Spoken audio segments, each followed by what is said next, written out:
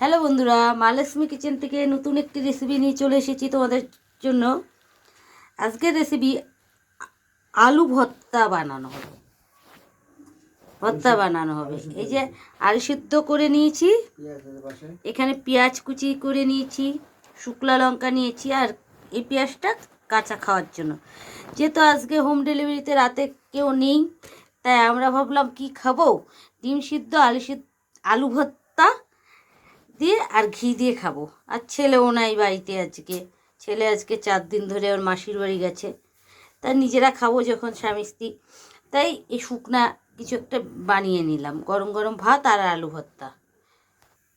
এখানে তেল গরম হয়ে গেছে, এখন আমি শুকনো লঙ্কাও দিয়ে দিলাম 4টে। শুকনো লঙ্কা ভাজা হয়ে গেছে, শুকনো লঙ্কা ভাজিয়ে নামিয়ে ফেলেছি। এখন পেঁয়াজ কুচিটা ভেজে নেব। আলু সেদ্ধটাকে একটু ভেঙে নেব। আলু সেদ্ধ ভাঙা শেষ, পেঁয়াজ ভাজাটা হয়ে গেছে, নামিয়ে ফেলবো। পেঁয়াজ ভাজা নামিয়ে ফেলেছি।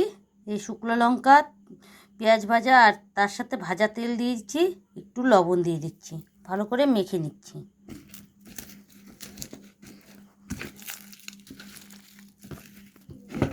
আলু ভর্তাটা মাখা হয়ে গেছে, দেখো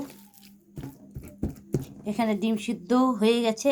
4টা ডিম দিয়েছিলাম, একটা ডিম আমি কুচি করে খেয়ে নিয়েছি, আর আছে 3টে। তাই যদি ভিডিওটি ভালো লাগে অবশ্যই লাইক কমেন্ট শেয়ার সাবস্ক্রাইব করবেন। মা লক্ষ্মী কিচেন আরও নতুন নতুন ভিডিও দিবে এই বলে এখানে ভিডিওটি শেষ করছি। নমস্কার বন্ধুরা।